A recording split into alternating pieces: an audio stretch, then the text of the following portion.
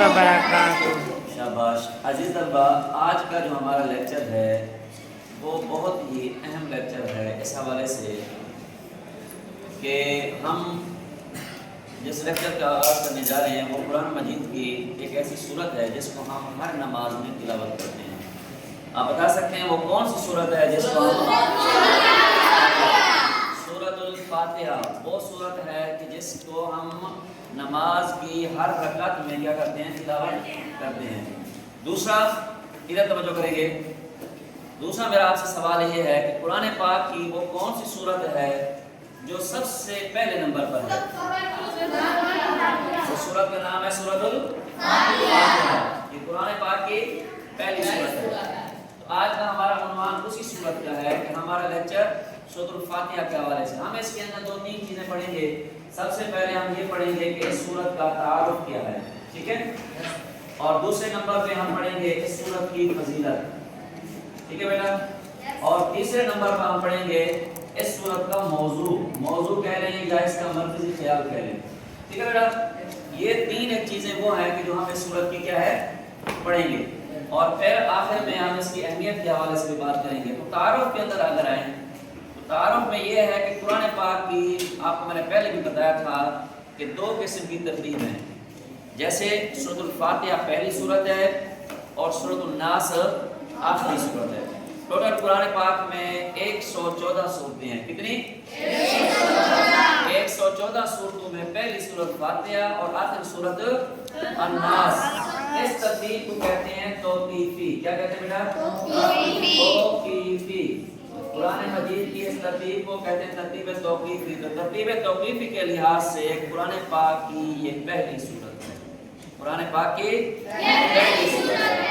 अच्छा, आपने ये पढ़ा होगा, सुना होगा कि नबी सल्लल्लाहु अलैहि वसल्लम पर जो पहली वही नाज़िल हुई वो कौन सी जगह पर नाज़िल हुई थी? गारे हिरा में। शाबाश। कहाँ पर नाज़िल हुई थी? गारे हिरा में। जब हज़रत जिब्राईल अलैहिस्सलाम पहली वही लेकर आए तो आपने पहली सूरत जो आपके सामने पढ़ी वो कौन सी सूरत थी?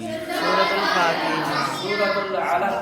इक़रा बिस्मि रब्बिकल्लज़ी ख़लक़। आप अल्लाह के रसूल को फरमाया पढ़िए इक़रा, तो फिर वो 5 आयत फिर आपके सामने तिलावत की। तो पहली सूरत जब नाजिल हुई तो सूरत अल-अलaq नाजिल हुई, लेकिन मौजूदा तरतीब में जो हमारे पास कुरान है इसमें पहली सूरत कौन सी है? सूरतुल फातिहा। तो मैंने आपसे कहा कि हमारे पास जो कुरान मौजूद है इसमें पहली सूरत जो सूरत फातिहा है, इस तरतीब को हम क्या कहते हैं? तरतीब तौक़ीफ़ी। और जो तरतीब पे कुरान नाज़िल हुआ उस तरतीब पर पहली सूरत कौन सी है? सूरत अल-अलaq। इक़रा बिस्मि रब्बिकल्लज़ी ख़लक़ जो 20वें पारे में है। तो तरतीब नज़ूली में वो पहले नंबर पर है, तरतीब तौक़ीफ़ी में सूरतुल फातिहा पहले नंबर पर है। अब सूरतुल फातिहा कौन से नंबर पे नाज़िल हुई? तो उस तरतीब को कहेंगे जो तरतीब नज़ूली है। तरतीब तौक़ीफ़ी में तो 1 नंबर, अब तरतीब नज़ूली में आगे तरतीब नज़ूली के एतबार से ये नाज़िल हुई 5वें नंबर पर। कौन से नंबर पे? 5वें नंबर पे। इससे पहले 4 सूरतें नाज़िल हो चुकी थी, फिर ये सूरत क्या है बेटा? नाज़िल हुई। तो सूरतुल फातिहा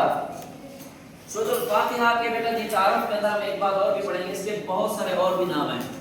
सूरतुल फातिहा के और भी नाम हैं। मिसाल के तौर पर इसका नाम है अस्सलात, सूरतुस सलात। सूरत अस्सलात भी इसको कहते हैं।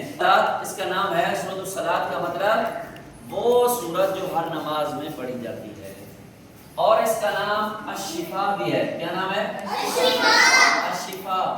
ये वो सूरत है कि जो क्या है, मरीज पर दम कर देने से, पढ़ लेने से इससे क्या हो जाती है? शिफा भी मिल जाती है। और इसका नाम एक बच्चे ने बताया सबा मसानी, ठीक है, सबा मसानी। शाबाश। तो सबा मसानी का मतलब 7 आयत। क्या मतलब? 7 आयत। वो 7 आयत जो बार बार क्या है पढ़ी जाती हैं। तो इसका नाम ये भी है। तो अगर आपसे पूछा जाए इसके और कौन कौन से नाम है तो आप बता देंगे बेटा? खड़े हो बताएं। सूरतुल फातिहा के और कौन कौन से नाम हैं? सूरतुल शिफा, अस्सलात और सूरत सबा मसानी। और फातिहा का मतलब होता है शुरू करना। फातिहा का मतलब शुरू करना, कि जिससे नमाज का आगाज किया जाए, جس سے قرآن کا آغاز ہو اس کو کہتے ہیں سورۃ الفاتحہ۔